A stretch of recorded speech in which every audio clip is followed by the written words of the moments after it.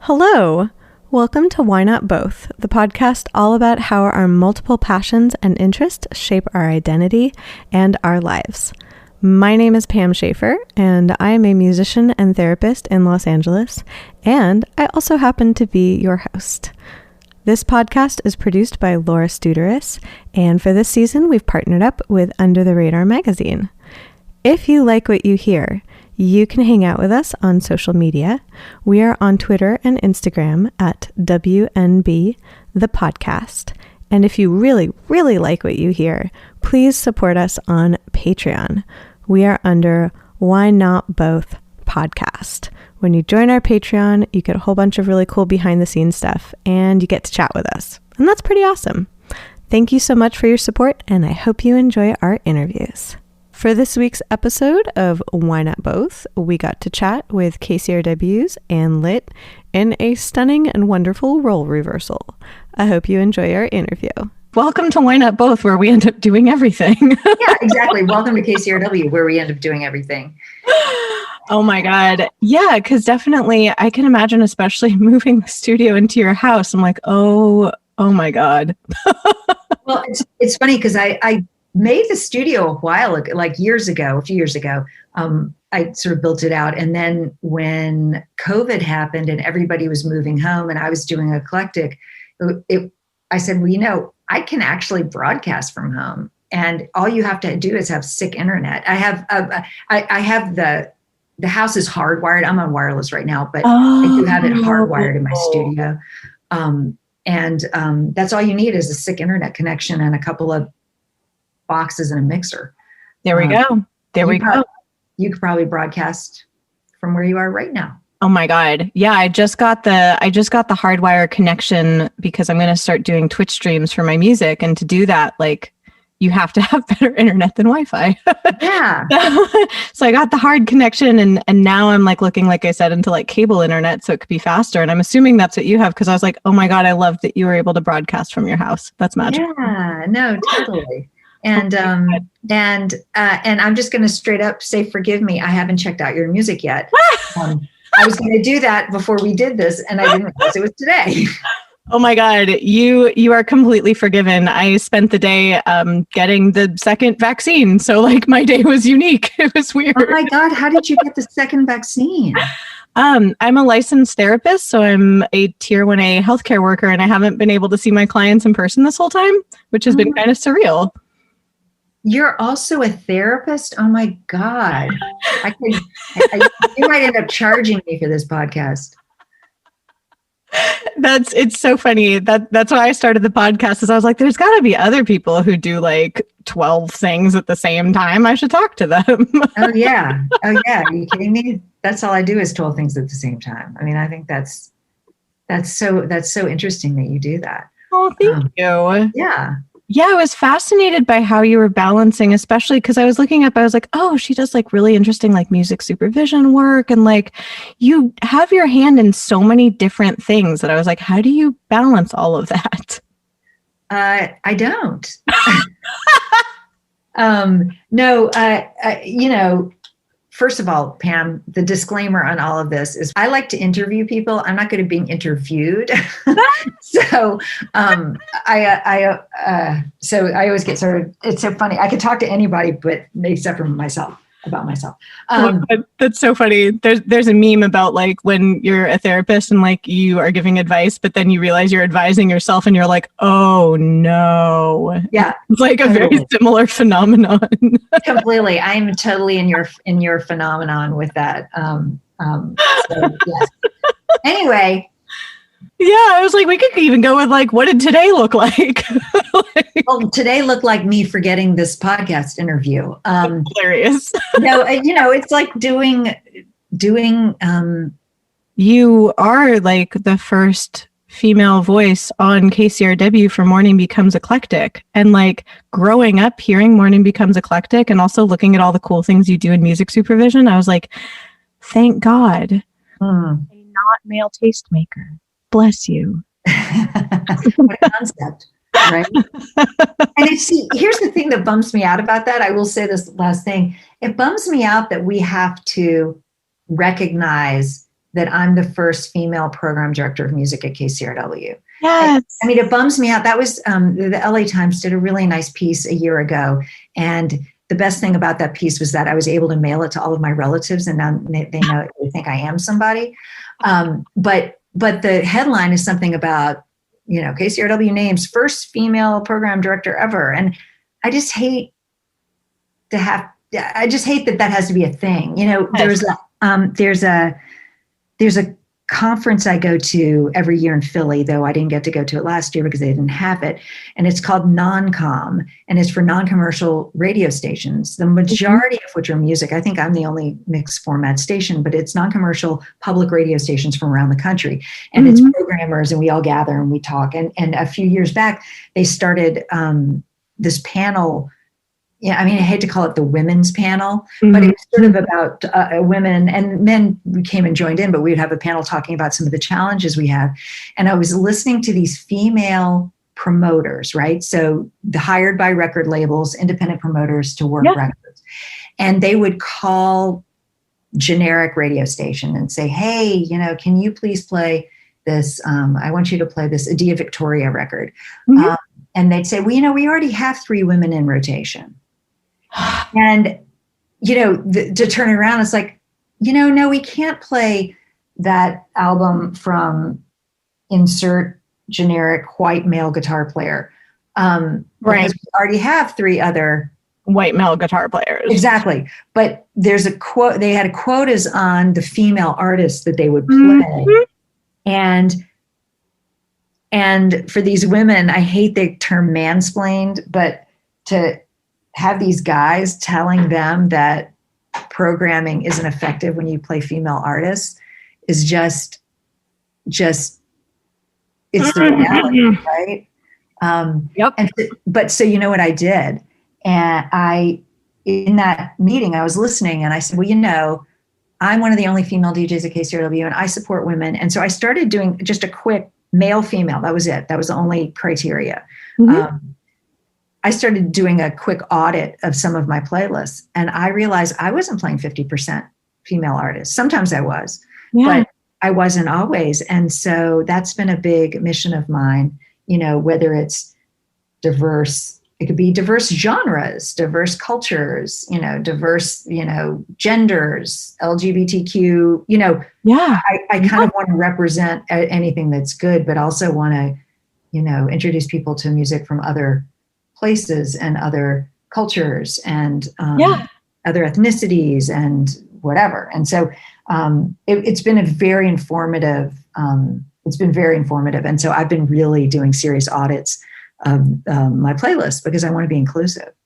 Thank you. I'm doing tiny fists of happiness. Like you can't see. Oh, good. Well, and I don't want to be, and I'm also, Pam, I'm not saying inclusive, just be like, I'm inclusive. It's not just for the sake of inclusivity. It's for the sake of actually representing what's out there in the world. There's so much more than one thing. And, I'm picking on white male guitar players because they're easy to pick on. And I love so many of them, but, some other folks need a chance too. And, we need to hear those voices. I was going to say it's because often it's the white male guitar players who have the easiest time letting their voices be heard.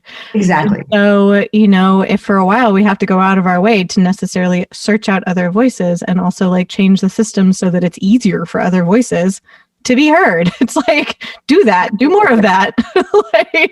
Completely. You like that. I think about that every time, obviously we're not booking live artists. We do a few smaller kind of live things now, but, I look at who we're booking and who we're, and hey, you know what? We haven't had an African artist on. Oh, here's an Icelandic composer. We haven't had any composers on. It could be, it could be anything. I just want to rep for great artists, and they're great artists across all different types of, what I'm trying to say, it's not just racial diversity. or male and female. There's a gajillion other kinds of diversity too. Exactly. And hearing from artists who don't come from the same base of experience as you, at least I find, is magical, because then you get to expand your own horizons. How about this? Some of the most interesting, I've done interviews with artists who are young enough to be my children, right? They're like practically teenagers. But then I've also interviewed artists that are 80, one of my favorite fun interviews I did was, I did an interview with Tom Jones. And he is a raconteur and an entertainer, and I learned so much from him. And, then I interviewed, I had the opportunity to interview T-Bone Burnett, Elvis, who are, legendary. Yeah. And I've also had the opportunity to interview, oh God, who have I interviewed? I name checked a Dia Victoria earlier, like a Brittany Howard, or a Yola, who's an amazing, just artists from, I think, different ages too, is really interesting. Yes. Is what I'm trying to say. I've never done so many things at the same time. And this year in particular, where when COVID, basically I took the job as program director at KCRW. I got the job a little over a year ago. And when I got the job, great. I was going to be the program director for music and maybe, be on the air on the weekends. And then impeachment happened. They put me on the air at KCRW just to hold down Morning Becomes Eclectic because I have breaking news experience. Oh my God. And then COVID happened, and we were supposed to hire somebody, but we couldn't. And so anyway, I ended up unwittingly being the program director and the first female host of Morning Becomes Eclectic. So that wasn't really the plan, but it's been an insane, great year. Plus I have a 14-year-old who's homeschooling. But everybody's got stuff like that going on. I feel like every person I've talked to has 25 things going on. That is wild. Yeah, no, it's been interesting. And I'm sure there's. So yeah, you're essentially like a nonstop house manager / homeschool teacher / running Morning Becomes Eclectic / all of a sudden becoming a reporter on impeachment. My God. I would, reporters a tall ask. It was one of those things where, because I've been around for a while, I know the routine, but oh my God, I do not qualify as a reporter. I just want, if anybody from KCRW hears this, I'm not planning to be a reporter for 1 second, but no, it's been, by the way, I also have survivor skill. I have a job. I have sort of 4 jobs. Yeah. So, I'm quite lucky. And so I'm grateful for that. And, we're healthy. Though we've all lost people too. So anyway, this year's just been, I'm sort of one of those people who does too many things anyway. So just pile onto that, a global pandemic and, building a studio in my house to broadcast from but having to do it all by myself, that just makes it that much more interesting. This makes it zesty. Yes. Yeah, zesty's an understatement. It's made it, maybe someday, I wonder, we'll look back on this past year and think, we may even look on it positively, because I'll say this, one of the things I've learned this year, and I don't think I would have learned it otherwise. First of all, at KCRW, we learned how to broadcast remotely. Yeah. Everybody's broadcasting remotely. Our hosts for Morning Edition and All Things Considered press play. Madeline Branstring press play from her house, and all of her producers are at their houses. And we have a teeny tiny skeleton crew at KCRW. Wow. So if I had said to them 2 years ago, hey guys, I really want to broadcast from my house, they would have laughed at me. And now we can kind of do whatever we want, wherever, that's been sort of, and I also think it's been an interesting look inward to our community, because we're all sort of alone, but we can't travel. So we're all home. So I feel like, and it could be Los Angeles, but it could be, you could live anywhere. It could be Portland or Washington, D.C. or wherever. But I feel like we've become hyper local focused in a positive way. I agree. That's a really interesting way to put it, because I was joking with someone that it feels almost like I feel very neo-Victorian. Like my ladies are like, I will take a stroll around my neighborhood to the local coffee window. Like, it's like that's actually a great way it is a great way to put it, because even just now, before I called you, my husband was like, would you like to take a walk to the end of the street and back? Yes. And I said, I can't right now, but I will later. And that's something, I wouldn't be doing if I was commuting an hour and a half each way or whatever it is. And yeah. But I think, and I guess what I think, I'm going to sound like I'm contradicting myself, but we are alone, right? So we can't gather and go see a band or, go to the movies or whatever. But because we're all sharing this experience, I feel this great sense of community here. And Los Angeles County has been hit really hard by COVID. So we all we're all following the same rules, at least most of us should be. And so things have become hyper local and almost more community focused. It's sort of, I ran into my neighbor the other day and we couldn't believe our luck at seeing each other from a distance. And, normally I'd be too busy to stop and talk. And I'm trying to make myself slow down. It's like your neo-Victorian stroll around your neighborhood.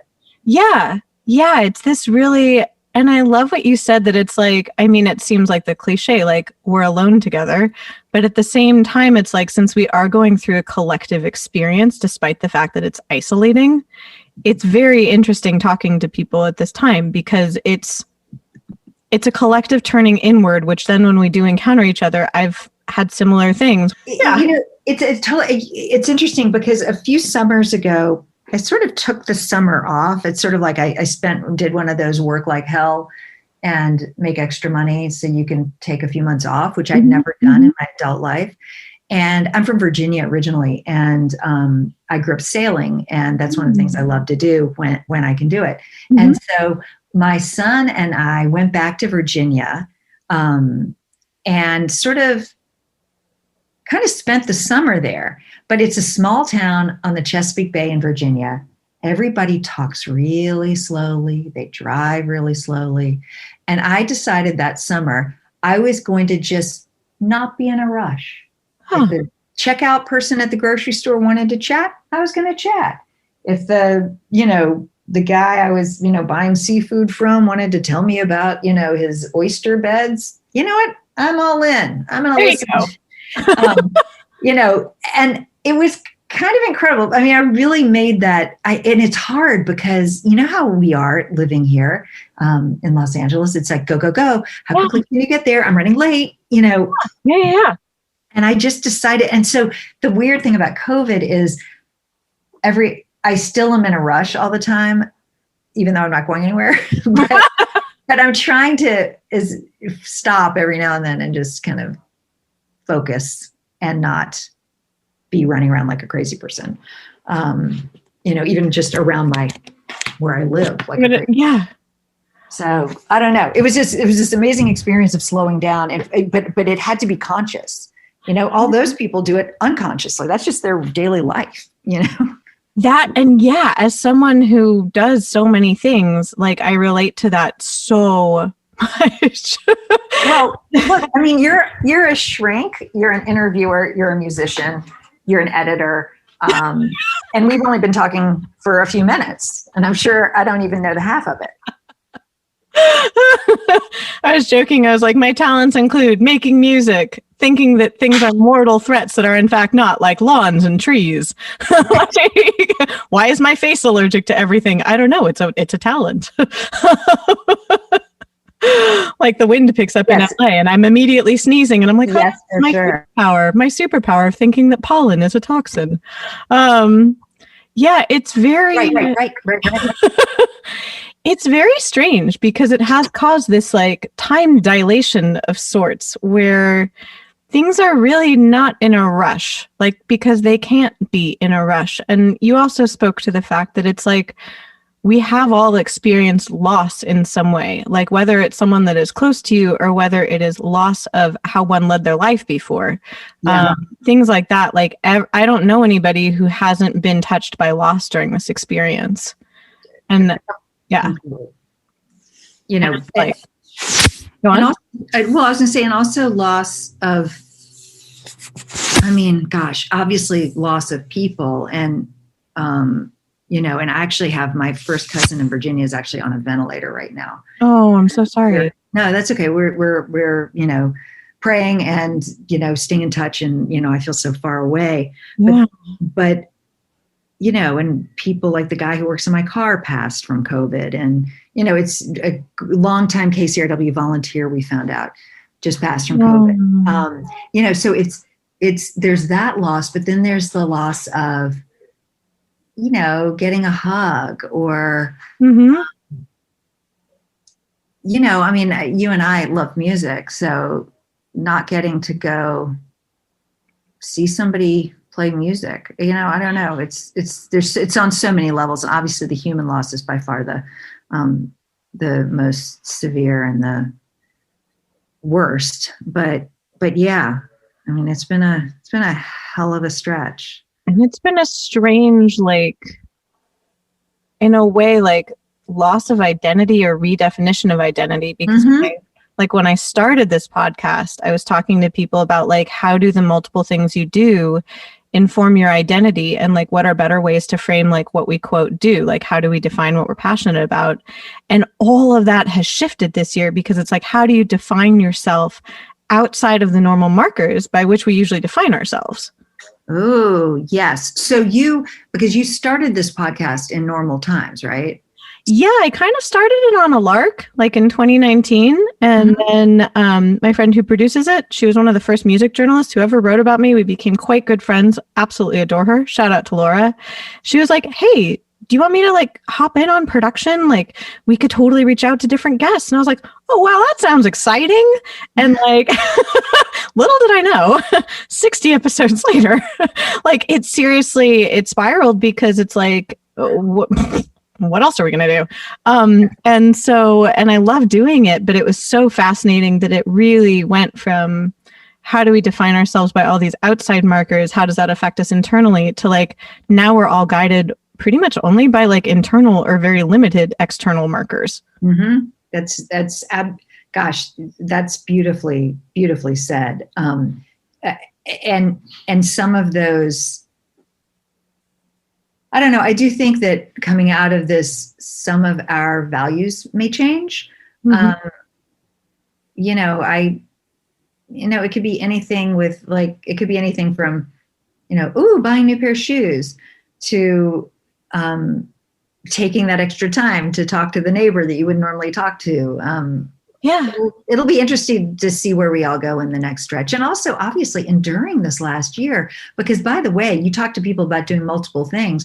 The other thing we've all been doing is, you know, there was an election and an insurrection, and that takes up, I mean, it was interesting because I had a meeting early on in COVID, and I think it was our head of marketing said something really interesting. He said, assume that every single person you work with is only about 70% there, because 30% at least of your everyday is wondering about homeschooling your children, wondering about the pandemic, worrying about, you know, global warming and the government and the president and all that stuff. And so it's been, you know, we've all had that other. So when you interview people about all the things they're doing, I think in this past year, that's also been something we're all doing. Oh, completely. That's been, especially like even, I mean, like full disclosure, even scheduling this interview with you, like talking to your publicist, I was like, I want to make sure that she's not overloaded because she's covering all the, oh my goodness. Well, I have to say, you're super patient. I was mortified when I was looking up, the information to talk to you today. And I look back, and the first time your producer reached out to me was, wait for it, September. And it is now February. We were so young then. We were so young and unassuming, and but I'll say this. First of all, that's so embarrassing, and I'm not all that. Believe me, I'm definitely not all that. But it is sort of it just sort of points up what we all have bandwidth for and what we don't. And I remember saying to Laura back when you first reached out to me, I was like, I'm supposed to talk to somebody about all the things I'm doing. Are they out of their mind? Yes. Yes. But I love it. I because why not? I mean, I don't know if you, the old fashioned kind of sayings about, we can have it all, or you can be a, this all sounds very 70s, but you can be a businesswoman, and you can be a parent, and you can be a champion at whatever. And I remember reading an article a number of years ago, it was in the Atlantic, written by this woman, Anne Marie Slaughter, who was actually Hillary Clinton's number 2 at the State Department at the time she was Secretary of State, I believe. Oh, wow.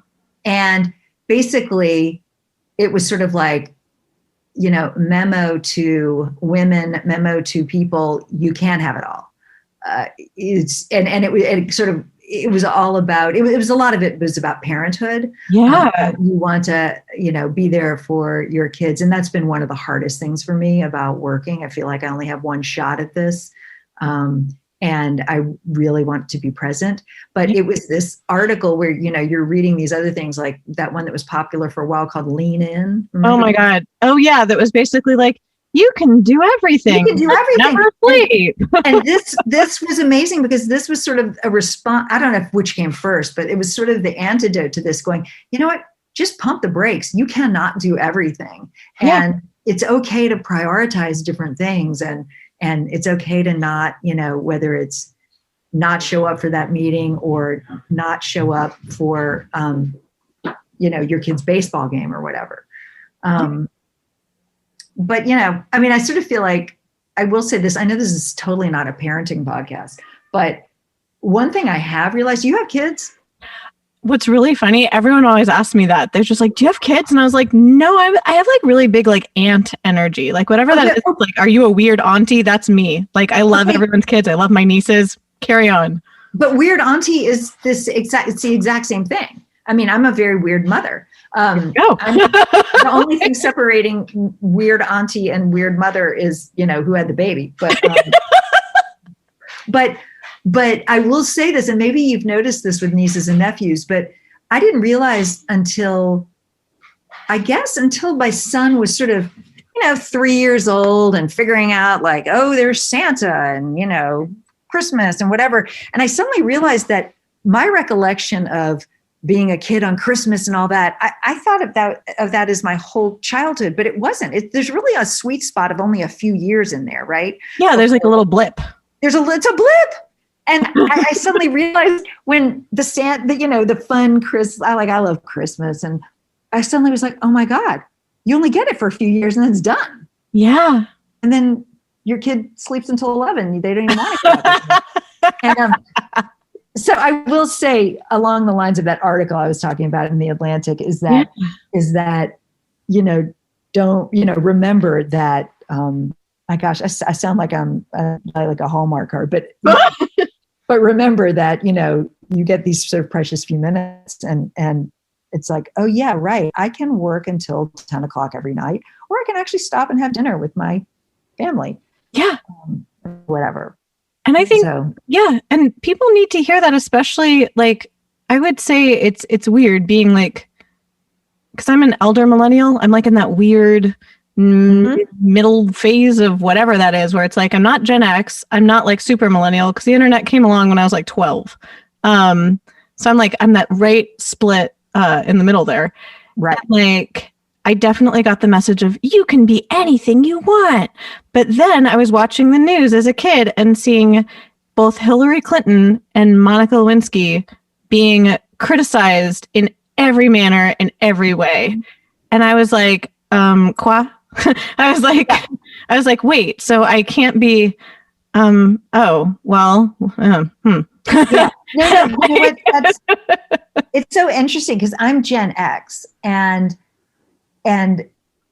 so the internet came for me when I was, I guess, in my 20s, early 20s. I don't remember, but it's around in there somewhere. And and I was, I don't know. You make a really good point when you talk about Hillary Clinton and Monica Lewinsky, and having all those jobs. I mean, I was in the music business straight out of college, and I was actually in it during college, and I just thought that was how it was. I was told I could have it all and I could do everything, and then all I saw was my inability to have it all or do anything. Yeah, and then you're like, is something wrong with me? Exactly. And I think that's really unfair for women. I think I've spent my entire adult life and career I'm sort of like that. What is it was it In Living Color, that skit about how many jobs do you have? Yeah. I'm sort of this, I've spent my entire career thinking I have to do everything, and I have to do everything well. And I know I'm not so, since you're a therapist, see, I told you I'd turn this into a therapy session. We don't let, I know I should let, was it perfect be the enemy of good? The enemy of done. Yeah, exactly. But it's hard not to do that. And then, but what I would say if they're to, the piece of advice I think that I wish I had really had is somebody strong and confident saying to me, it's okay to not do everything. I feel like I got the message, it's okay to not do everything, but really do everything. Yeah. So that's sort of where I land on that. I don't know. It's fascinating, this podcast you're doing, because I don't know a single woman, man, person, human who isn't doing. Actually, no. I'll take that back. My husband, he's a writer, and he really only does one thing. He gets up and he writes, and then he eats lunch, and then he writes. And I've always been very jealous of him because I have 1,000 emails and I'm doing 65 things. And, my therapist always said that society, whoever the caregiver is, even if that person is working, the caregiver still has to do everything. Bingo. You know what I mean? And that doesn't change. So anyway, my husband has a great life. He's writing a novel, and he's now driving a kid home. I was going to say, it's so interesting that you bring that up, because I have encountered several people who live that lifestyle, and usually it's people who have a you in their life. Like you need a you to manage all the logistics, because otherwise, you can't just be a writer. And I'm sure that your husband also might define himself as a dad, and different things where it's he might have other things in his self-definition, but it's unless you have someone else in some ways dealing with the logistics of the things that surround you. I think about, oh God, the name of the guy who wrote Walden. Is it Thoreau? Did Thoreau write Walden? Yes. Everyone sees him as transcendent, self-reliant. His mom was bringing him donuts. Right. Once a week. I'm like, I'd probably be pretty chillin' too if I was getting donuts once a week. Oh yeah. No, you are exactly right. And I'm not trying to, I'm probably, compared to my parents, I have a very untraditional relationship, and probably compared to my son someday, I will look like Leave It to Beaver or something. And, I am down with everything, but I do think in every relationship, whatever kind of relationship it is. And, it doesn't matter if you're man, woman, they, them, there's always somebody, I think, who ends up sort of carrying that weight. Don't you? I do. I think that there is division of labor even within relationships, like whether it's romantic or platonic, like people do take on different roles, and you can kind of switch it up a little bit, but like not that much. Like occasionally it'll bounce back and forth when, if there's an emergency or things like that. Sure. But usually people kind of settle into their roles in a system, and that usually is the role that they're comfortable in. And so it's not even necessarily a bad thing if you're in like a caretaker role, because like in some ways, like I know like I'm more comfortable in that way. Like if someone tries to like almost overly caretake towards me, I get really skittish and I'm like, why is this happening? Like what? Like, well, see, then you've hit on the crux of it, which is that I guess, like you, I'm in the caretaker role, and I probably wouldn't, I'm too much of a control freak to not be. Oh, yeah. So,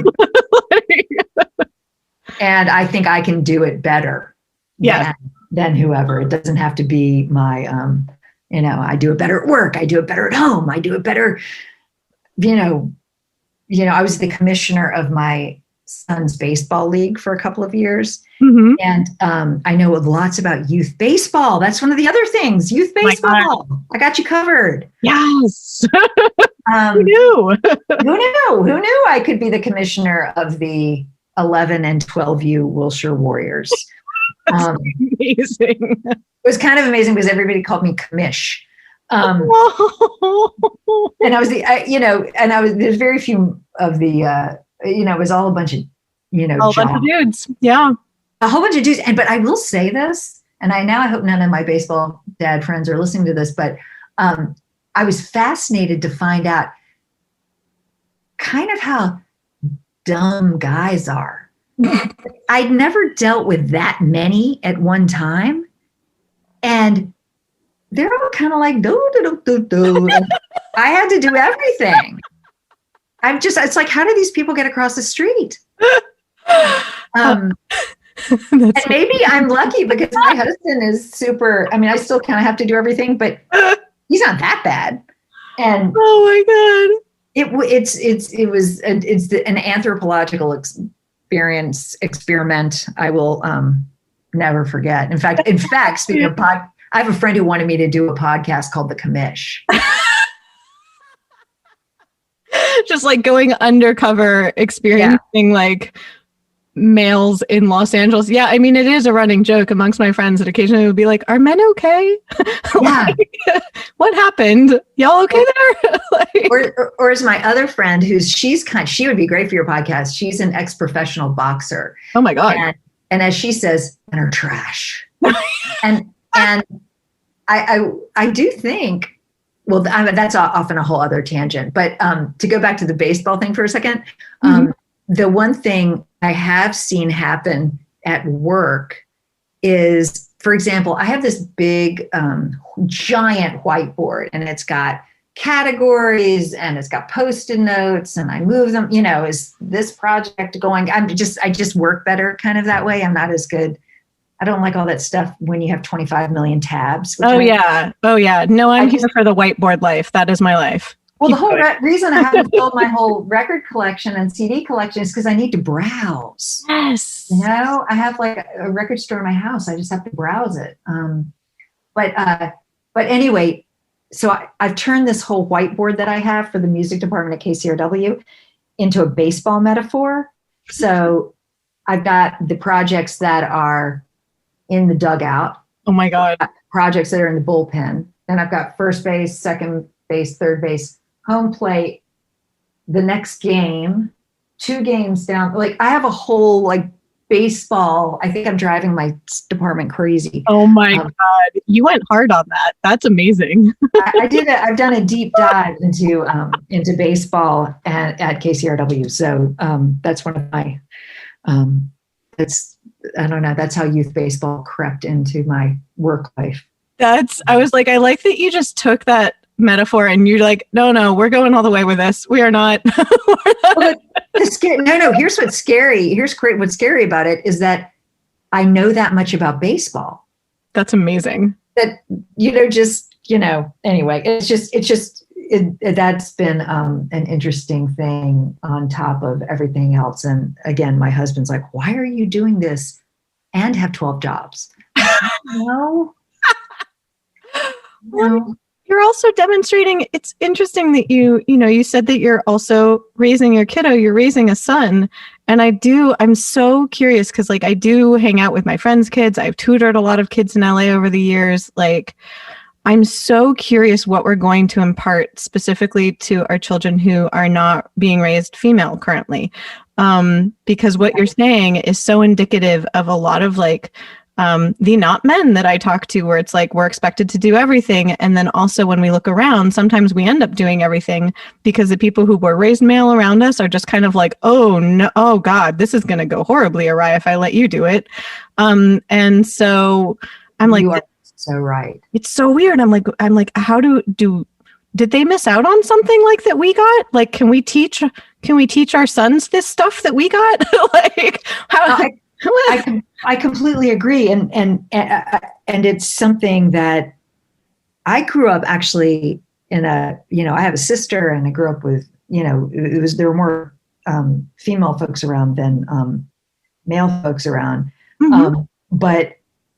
and so I always you remember all those horrible things your parents did, even though you loved them, but you're like, I'll never do that again. Yes. But especially in this world of Me Too and having a son who's, basically going through puberty and trying to teach him to respect, women or anybody, doesn't have to be women. And by the way, as just a sidebar, Pam, one of the things that I am striving to be better at is not necessarily, not necessarily having to have everything be a man or a woman. Obviously, different people identify different ways, but it's the way we've grown up. The way I grew up was there were, people can be gay or straight or whatever, but it was always just men and women. Yeah, and there was a gender binary. Totally. And now it's not. And my son is really on top of that. And he's like, Mom, that person doesn't identify as a woman. Or there's a boy in my class, and he's so much more together on that than I am. It's not because I don't, not because I disagree. It's just because, we're so socialized. I mean, that sort of goes back to what my therapist told me, is that as a woman, I observe what my mother did, and we're socialized to do these certain things that maybe we don't need to do. Yeah. Yeah. I think that's, and I love what you said, that it's I've noticed that the younger generation. Yes. But I've noticed that they're way more fluid in their definition of gender and of sexuality. And I know that at least in my generation, several of my friends did transition even when we were younger. Yeah. And my reaction to that was cool. I was okay. It kind of didn't faze me, but it also wasn't something I thought critically about. I didn't consider how that then affected me. I was more oh, that's something that my peer is doing, and I accept that. But then it was only when I was older that it made me reflect upon well, what lessons did I learn about gender? Just because I haven't felt necessarily dysphoric in my own gender expression. And what did I learn about my own gender? And that's been very interesting, especially in talking to people who are much younger about the lessons they got or didn't get about gender. No, excuse me, I interrupted you. Oh, no, it's been very interesting. I feel grateful. I feel grateful too, because I also have a few friends who've transitioned, and one of the things I love about, here's something great that used to happen when he was little. We have friends who are two moms, two dads, whatever. And then some people we knew had nannies. So a couple of dads we know, they had a nanny, and he'd say, oh, well, that family has one mommy and two daddies. And then somebody would say that family has two mommies and one daddy. And he'd be talking about their babysitters.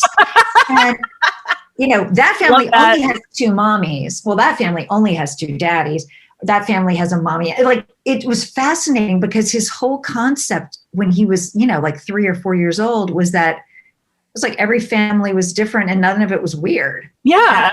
I love that your son's already like down for the polycule. That's great. Yeah. I was like, because when he was saying that, I was like, maybe we should add somebody here. Yeah.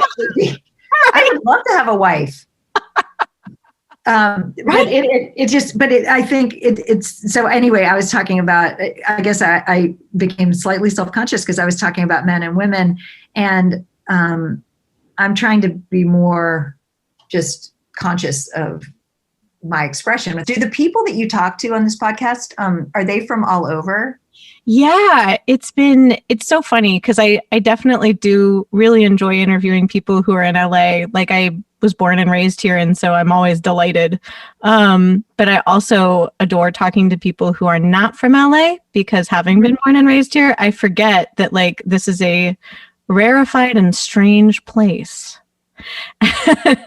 Yes. So talking to people not from Los Angeles, very good experience to remember that, to get outside of my little bubble here.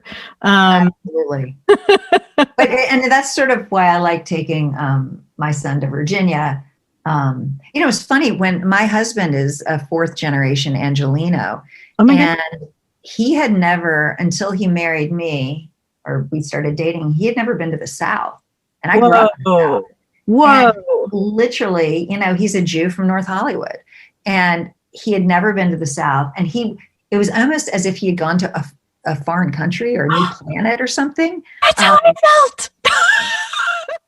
It was fascinating. I mean, you're born and raised here in Tarzana. I mean, come on. Oh my God. An ex of mine was from Louisiana, like really rural Louisiana, like outside of Shreveport. And like, wow. Yeah. And he had lived in Dallas. So we went to visit his friend in Dallas, and then we drove to his family's. I think it was actually their second residence that was there. Uh-huh. Not entirely sure. Yeah. But when you said foreign country, that was exactly my experience. Like, I have never I didn't feel uncomfortable. Like, I didn't feel like I was in danger necessarily, but I did feel like, I mean, I hate to reference Woody Allen because, but that scene in Annie Hall where like he's progressively becoming more and more Jewish over the course of the dinner. Right. That is exactly how I felt. And I was like, oh my God. I was like, I was raised Reform. I'm not even religious. I'm like culturally Jewish. Like, oh my God. Like, completely. I never experienced that before. That is so funny. Yeah. And well, he's similar to you. And, which is also for no reason that both of my husbands have been Jewish. So I'm not sure.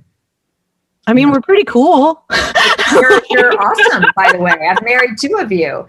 And then, of course, the great irony is that I know way more Hebrew than either of them, because I actually pay attention at the Seder.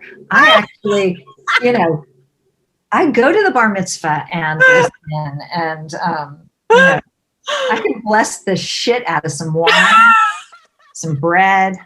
I got you covered.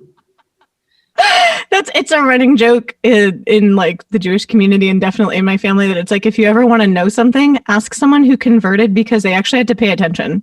Yeah. You know what? It's so true. It's so true. A friend of mine who's actually coincidentally a therapist, she's Jewish, and her son married a non-Jew, and the daughter-in-law converted. Mm-hmm. And now she knows way more about everything than anybody else in their entire family. Oh, totally. Totally. That is so funny. 'Cause like, even it's so interesting that we were talking even about like being in LA and like being from the Valley, like because of the circumstances of the pandemic, I had been going to my parents' backyard over the summer because like they made me a kids table for one. It was very cute. Love. So that way I could go there and not go in the house and like eat separately and all that stuff. But like we didn't have the holidays, like we didn't have Hanukkah together because my mom was like, honestly, she's like, it wouldn't be fun to like make latkes inside, then like take them to a separate table for you outside. Like she's like, that's not like the fun part of the holiday. Like, yeah, exactly. That's not the point. Yeah. So we decided we're going to do like a flexible Hanukkah. Yes. Like Hanukkah whenever. We're just going to like pick a day where it's safe and be like, today's the latke day. Yeah, you know what? That's right on. One of the things I did notice about the holidays this year, though, to the whole thing about doing a million things, is that KCRW closes down over the holidays. Mm-hmm. You know, we're off, and I actually took a week off from doing Morning Becomes Eclectic in between Christmas and New Year's, and this was the first year we weren't like, okay, we've got to go to your sister's house. Okay, but we'll be there. But by 5:00, we have to go to my friend's house because we're going to have dinner there. And, you know, like, but these people are coming over. There's none of that because nobody could go anywhere, have people over. And it was actually kind of relaxing. Yeah, it was nice. Like, I mean, aside from the no latkes part, like, yeah, I got you.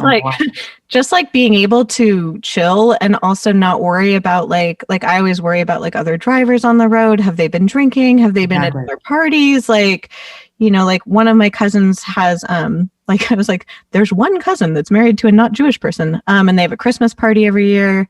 And, you know, it's like, I always forget, like, is it Christmas Day or is it Christmas Eve? I mix those up. I would have gotten this by now. Like, but there was no stress. I didn't have to remember which was what.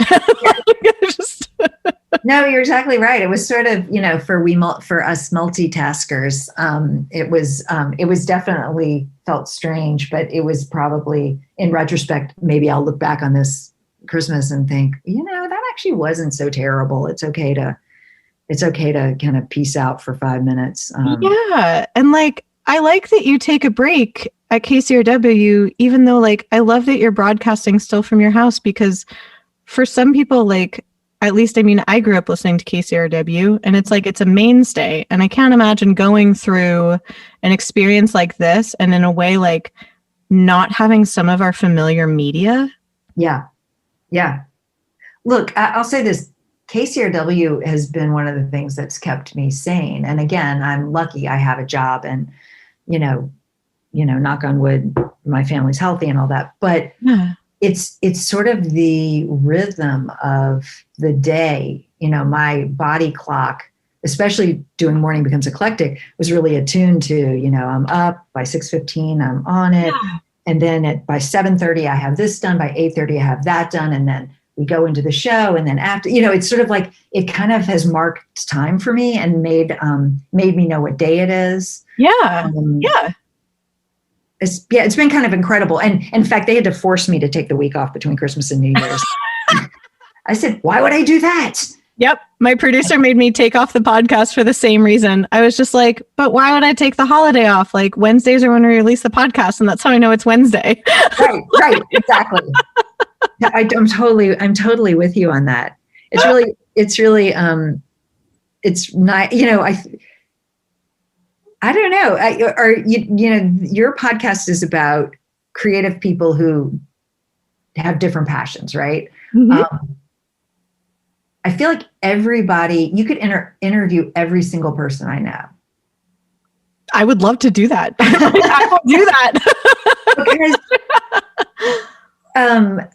Because I don't know how to live my life not doing that, but to turn back to my husband for a moment, who's, you know, a writer and is sort of very zen about everything. And he doesn't run around like a crazy person like I do. I don't know. I'm not sure where I'm going with that, except that I just, guess what? I haven't slowed down enough to think about it. Yeah. Yeah. Well, and it's interesting that you say that you're like, you know, that I could interview everyone, you know, because like when I think about people who do multiple things, I get really excited. But I also know that if I tried to say like, be in a close, say, domestic partnership with someone who did as many things as I did, it would yeah. probably be a disaster. Yeah. Like, I don't think that would work very well. Like, I hear you 100%. It probably wouldn't work very well. And there were times, I will say, now this is where my sort of obsession, I don't know if it's workaholic or just I can't stop moving. But over the summer, because of COVID, my husband and son went to Virginia. And I couldn't because I was doing Morning Becomes Eclectic and I had to be here for that. And so I kind of spent most of the summer alone, just sort of, and I would just eat weird food and stay up late and I wouldn't stop working. And I would, that was a little bit of a mess because then I just never stopped. But I sort of loved it. So I'm not sure what point I'm making, except that maybe it's good for my health that I do have to live with somebody. Yeah. Like being around someone who is going at a different pace. I feel you on that. That happened to me over the summer when I was kind of podless. Like I was podded with a few friends earlier in this experience, but I had a similar experience in that middle bit where I was just kind of weird and feral during the summer. Yeah. That's a great way of putting it. I was completely weird and feral over the summer. And it was kind of amazing. It was kind of great, not gonna lie. Yeah, I'm with you on that because again, in my adult life, I haven't really been able to go back and be weird and feral. Yeah, yeah, I like that. Kind of fun. Yeah, absolutely, it's kind of fun. Yeah, I have to say, Pam, I don't know remotely if I'm telling you anything that's remotely interesting. It is fantastic. It is honestly like I love conversations that just go anywhere and everywhere because formal interviews, I'm like, anyone can do a formal interview. Right. I know. It's so funny. It's a really fun conversation. And I look forward to actually meeting you in person when this is over and talking about stuff more. Last night I moderated or hosted or whatever. We did an event at KCRW called This Album Saved My Breakup. It was sort of an anti-Valentine's Day thing.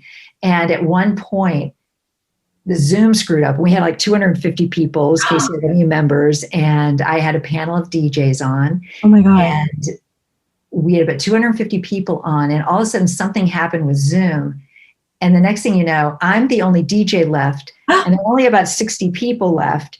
And I can't unmute anybody so anybody else can talk. And I just said, okay, I guess I'm doing a monologue now, everybody.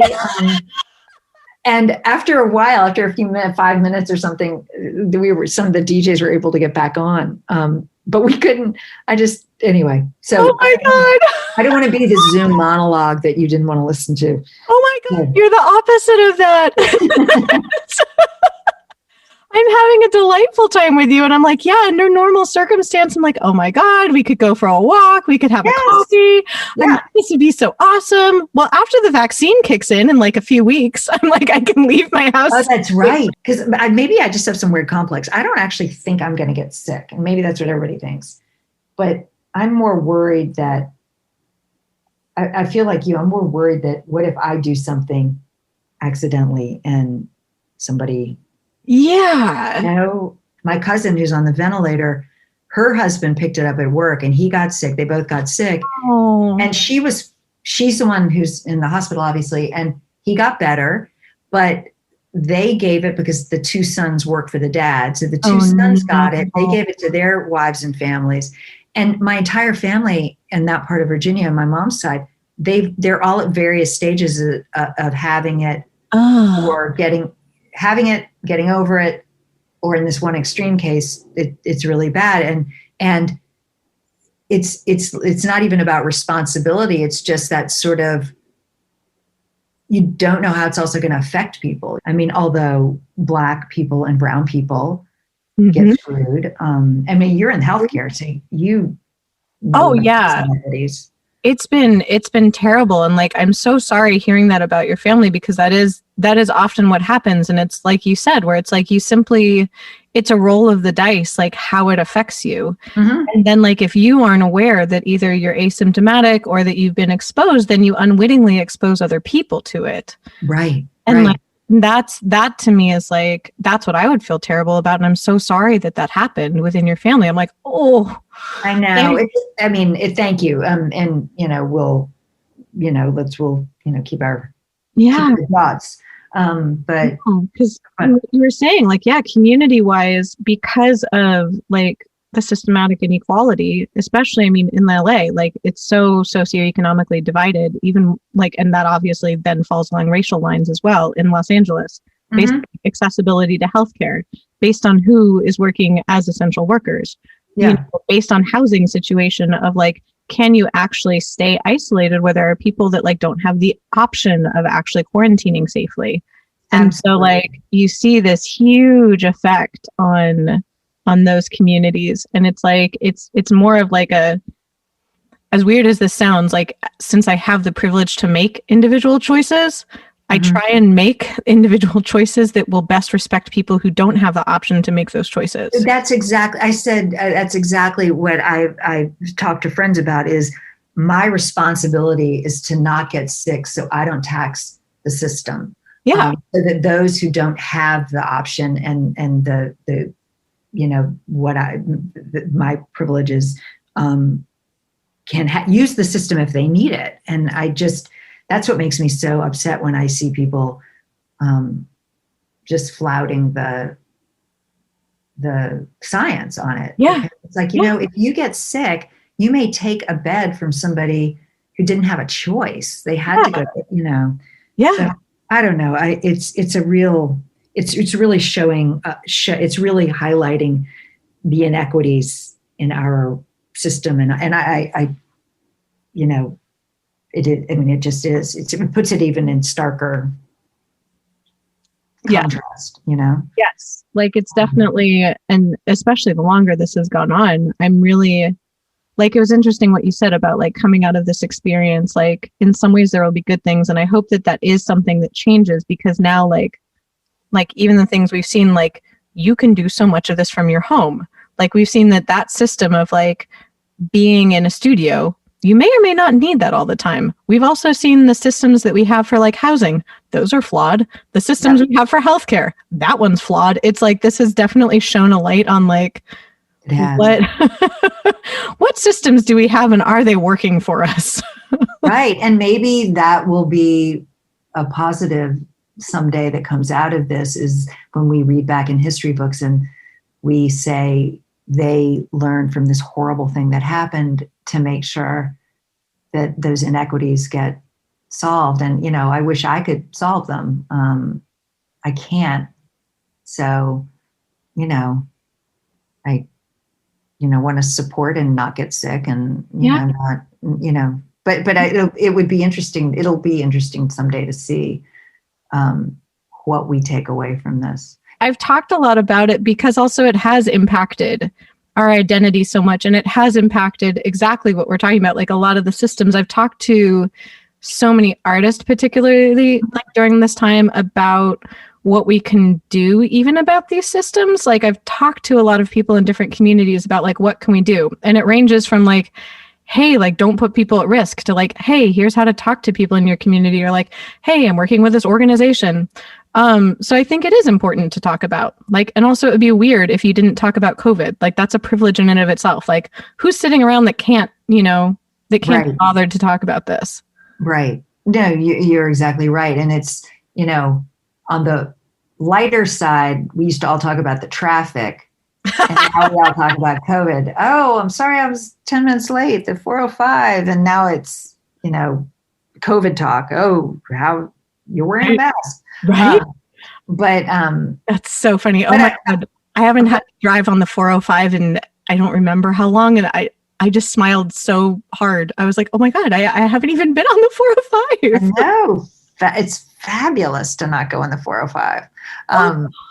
But I will also say that, this is the conundrum of, oh, I'm so busy and I have all these jobs and aren't I fancy? And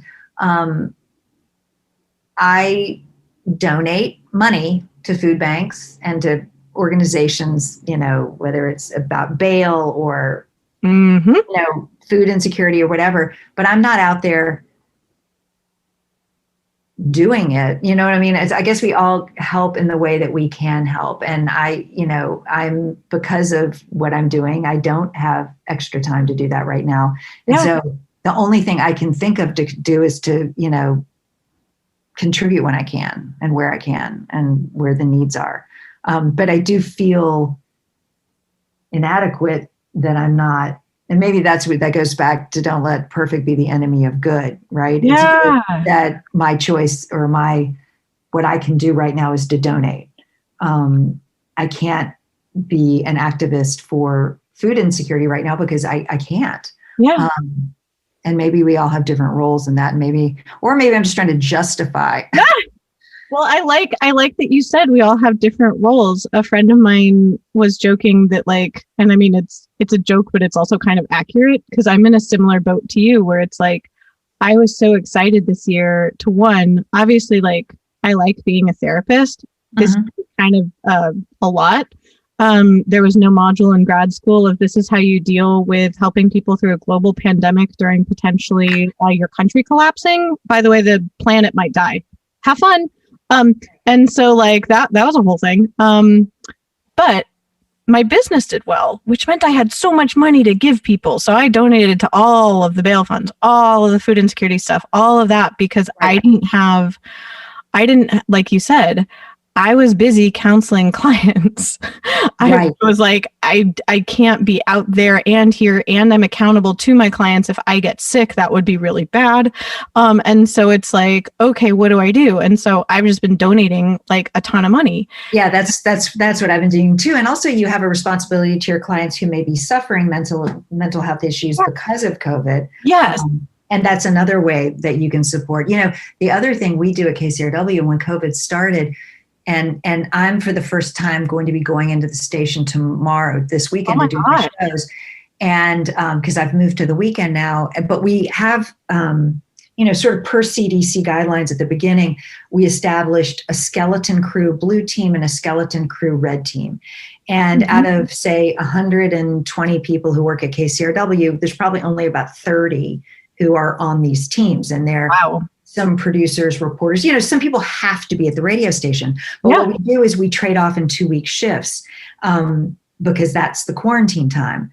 So what we do is, and this is another reason I haven't gone out, whether to participate in various things, is because it's our responsibility when we are in our 2 weeks off, so to speak, that we quarantine, so that when we go back with our crew, because it's 2 weeks on, 2 weeks off. And so everybody who's going into the station also has to abide by that to keep our colleagues safe. So, so then, so I guess, we all, so my contribution is that these next 2 weeks that I'm there, I'm not doing anything. Right. That goes back to almost the micro community thing you were talking about, is that it's like you are then responsible for keeping your crew safe. Everyone that's in kind of your team, you're all responsible for each other. So you have to keep one another safe. Absolutely. And we've had, we even talked about, for example, we talked about doing an event where we did a drive-in thing with a band on a stage, but everybody goes to a drive-in movie or, something like that, because we want to have these events. And I just don't think with good conscience, suppose somebody got sick because they came to our event. Now, would we know if they did because they came to our event? I just don't. I have a lot of respect for the leadership at KCRW because they have been crazy town COVID strict. Yeah. And so we're actually being way stricter than a lot of other organizations are. And I so respect that because, suppose we said, oh, well, that band, they're only going to be here for a week and maybe they could just go into our performance studio and just one person on a guitar, right? But no. So I do have a lot of respect for our leadership because we are super strict. We have to fill out, you sign in, you sign out, we fill out contract contact tracing forms every single time we go into the station. And there are many people who are just straight up not allowed to go in at all. Wow. So, I mean, that's what you should be doing. Like, I'm so glad you told me that, because I'm like, that's the way to do it. Like, especially with the contact tracing and things like that. So that way, you know, I have noticed, and I don't know if this is just like me weird philosophizing, but it's like, there's kind of almost a different orientation of like, there's like individualism and then like communalism, like, and there's kind of a spectrum. And it's like, you can't be a straight up individualist during this. Like, it doesn't work. Like, no, you know what? You are exactly right. So we have this system at KCRW with the 2 weeks on and 2 weeks off. So suppose somebody tests positive on the blue team. Mm-hmm. Well, we can immediately evacuate the blue team and bring in the red team, right? Yes. We have another team, and then blue team can go off in quarantine. Yes. And so that's sort of the whole rationale behind it, because, you know, God forbid, you know, somebody at our organization gets sick, we can immediately, because we're a news organization and we have to keep, you know, I have a piece of paper in my wallet that says I'm allowed to, you know, go out and be there, you know, when things are strict. But anyway, I guess all of that to say that I have a lot of respect for the way KCRW has handled this. I guess in a way, like, it kind of, in my mind, just linked back to like, how do the people who are in our roles, like who create media, who create comfort for people, like things like that. It's like going into like the end of the first year of this, it's like people need that more than ever. Like, right. You're so right about that. Oh my gosh. You're so right. It's been amazing talking to you. I really appreciate you, like, just everything you do. Well, thank you for inviting me. I was so perplexed. Usually I'm the one interviewing other people. But it's been really fun talking to you today, Pam. Thank you so much for inviting me. Thank you again for listening to this episode of Why Not Both? If you liked what you heard, please make sure to like us and subscribe to us on your preferred podcast platform. You can also come hang out with us on social media. We are at WNB the podcast, both on Instagram and on Twitter. This season, we are brought to you by Under the Radar magazine. Under the Radar is a nationally distributed print, music, and entertainment magazine and website. You can find them at www.undertheradarmag.com, and feel free to support them on Patreon. Extra special thanks to our producer, Laura Studeris, who is literally a rock star. Thanks again, and I look forward to seeing you next episode.